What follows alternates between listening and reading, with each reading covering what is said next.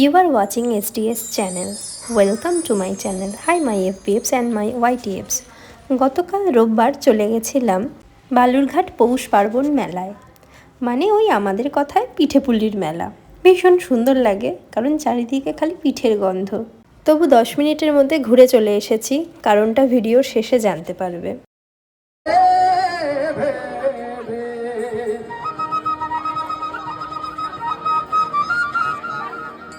10 মিনিটে পিঠে আর খাওয়া হলো না। আমার জন্য একটা মালা মাটির আর রায়ের জন্য বেলুন, এই নিয়ে বাড়ি চলে এলাম। কে পড়াশোনা করছে? ঠাম্মির সাথে বাড়িতে এসে পড়াশোনা চলছিল।